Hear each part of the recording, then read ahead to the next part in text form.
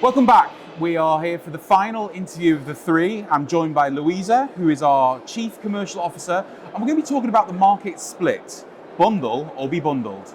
Luisa, how are you getting on today? All good, thank you. Are you enjoying the show? Busy day, yeah. A lot of things happening here, but exactly, bundle or be bundled became one of those hot topics in the show. Everyone asking, what about this? What we do in the future? So very interesting. I mean, we've got the badges as well, haven't we, right? Everyone, So when we talk about the subscription economy becoming the bundle economy, can you just elaborate a little bit on what we're talking about there? Yeah, we are talking about a lot. So subscriptions are there forever, right? So it's been years that everyone is subscribing to something. And but recently we saw that because of the natural split of everything that you're consuming, there are a lot of subscriptions that you ended up having. And then it becomes like that subscription headache. That's something that we started to see a few years ago. Then to solve that problem, they started to go and starting bundling to get the benefit of, like, at the time that you subscribe to one, you get another benefit. So in the end, you're consuming all of that at the same time. And also because as well, the direct to consumer acquisition, it became really expensive. So indirect channels like bundles are the way to acquire the user in the best way, and actually those users, they are way more loyal rather than the direct subscription. So that's something that became like an extra benefit when you are doing a partnership. So we naturally saw like most of the brands, the subscription brands, or they are being bundled by someone or they are bundling with someone else. So we saw content providers doing partnerships together to make sure that the user has the best benefit of that. So that's why we see, okay, that subscription economy actually is a bundle economy. Got you, that's a really, really good answer. And I think when we think about bundle be bundled as well and that split, just to elaborate on who's on each side of that partnership? Yeah, so there are two verticals and two ways to look at this differently, because it all depends on the strategy. So the bundler is usually the first party brand, and they need to reinforce that benefit with something else. So let's take the example of something that we see very common, the telcos. We're at Mobile World Congress. Yeah, we are Mobile World Congress. Let's take the best example. So the telcos naturally from, it's been 20 years that we see that. They started offering first SMS texts. So they were adding a value, it was a value added to their core services. So the first party products are basically the commodity. So it's really hard to compete with your competition if you don't have anything, a differentiator on that. So the bundler is who decides to use a second brand, a third brand to reinforce your message. So that's a bundler. So a bundlee or who is being bundled is someone who actually your strategy is a bit different. I don't need to over communicate my brand, but I know that brand will bring me the benefit of new users, and I don't need to go D2C, because D2C, the cost per acquisition is really high. It gets higher and higher, especially like when we see the SVODs, they have a really tough competition because everyone is getting their own way of, I have my content, it's exclusive and here and there. And so in the end, you need to have like 10 subscriptions to watch everything that you used to watch in the past. So their strategy often is customer acquisition.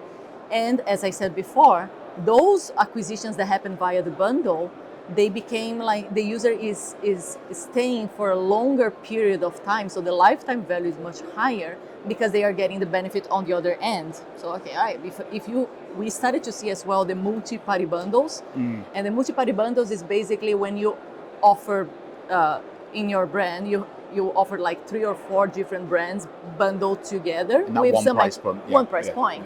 So with that, it's like even higher, the usage rate, the activation rate, the churn is much lower because everyone is getting the benefit of being together.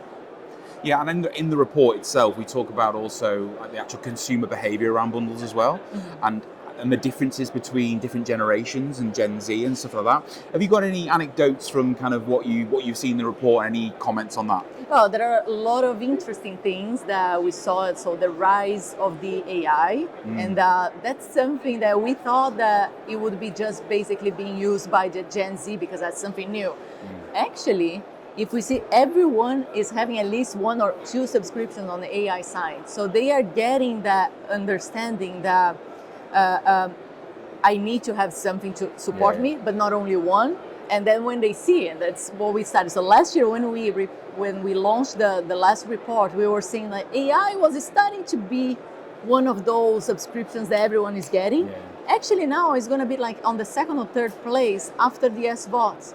It's crazy how much it's grown, isn't it? It's impressive, and that's like one of those forces that we see on our report is the rise of AI.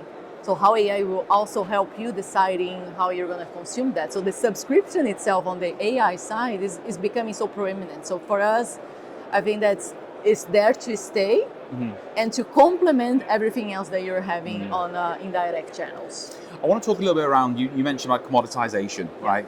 So this whole area of like connectivity is being and the downward pressure from like MVNOs coming on the market. Can you talk about how they could tackle that using kind of bundles? Yeah, exactly. So not only MVNOs, but especially them and let's talk about like resellers itself, like whoever wants to do that. So when they look at the sense of what's my challenge to being competitive, they all offer the same thing. That's nothing different. So we saw in every single region they have different strategies, but the value that all the third-party brands they have, like if my audience, my target is to have a young generation because my MVNO brand is really looking to that, they will choose those specific brands that will support the acquisition. So we might talk about like what things that can go wrong. So it's exactly that. So you need to understand like who is your target addressable market, your target market, where are you communicating, and what do you need to choose to be successful? Because it can be horrible bundles, so it can be like 0 or minimum uptake rate if you're not communicating well. So it's specifically like in a market where commoditization is the norm, if you're doing nothing, you're losing.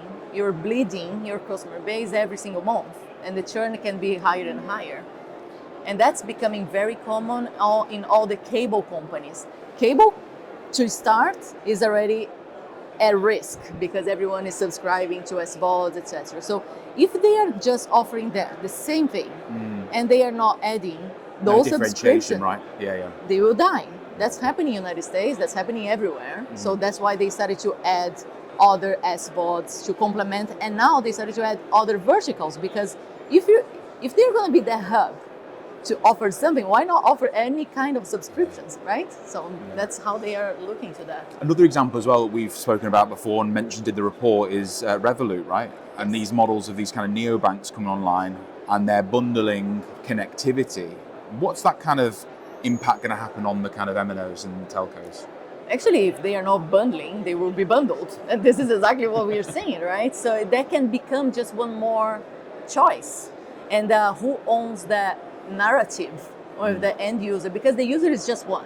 He can bundle on your bank account, or they can bundle on the telco side, or they can bundle on their retail app, the super app they are using. So whoever is going to take the lead first, they will own that user. So Revolut is a really great example where they were in the front line. They got the benefit of being digital. So they know how they already have, like, naturally, they don't have any friction because they are digital first. So for them, it was pretty easy to go to a point like, okay, on my premium account, I'm gonna give them access to content, to connectivity, to insurance, airport lounge, access, everything. And that if you look at the environment, we all search for something like that. We want to become like really easy on the decision-making process because someone else is doing that for us. So Revolut I think it was the first mover, but we saw Now on the banking space, lots of the first of all, the digital banks moving to the same direction. Eventually, the traditional banks, they are looking to that as well, because they are already losing the customer base to the digital banks, especially the young generation. So their concern is, oh, my customer base is, they are on the, beyond 50 or 60 years old. Eventually, I need to keep acquiring to keep at least at the same level that I was before. So they need to start innovating as well. So bundles, we are seeing not only, we started to see in telcos because that's what naturally was born, but retail are doing that. So all the super apps, delivery apps, they are doing that. So we see the partnerships that Uber are doing, and also now the retail brands, just like the example that we launched between Continent in Portugal and Disney. So they are looking to that and seeing, oh, there is a value add to do that, not only do whatever, it's my core business. So you're starting to see other kind of resellers competing with each other. So Yes. it's not just telco on telco in the markets now, all these other verticals Yeah.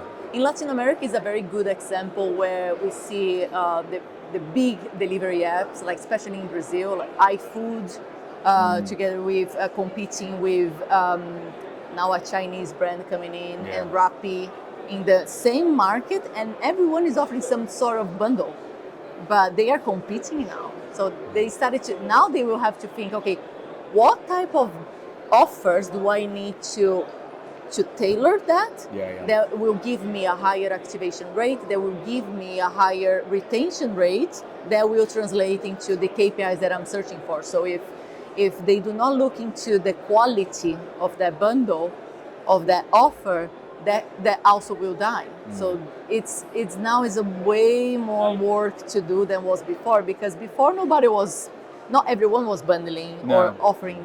So if you were doing something, you were the first mover, the differentiator, you're getting that. Now everyone is doing that. So you need to be like one step ahead on what's the quality of my data, what's the quality of my campaigns, am I communicating, am I giving them the right insights to my audience? How do they activate? What's the benefit they are getting? Are they getting the discounts they want? Am I getting what I need?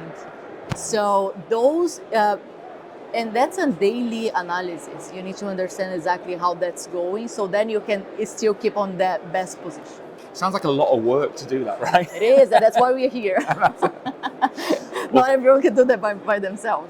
Well, thank you very much for the conversation. I would like to say that you can download the report in the QR code. If you join us now, we're going to be having a live Q&A session with all the speakers you've heard from today. And thank you for joining the Bytesize.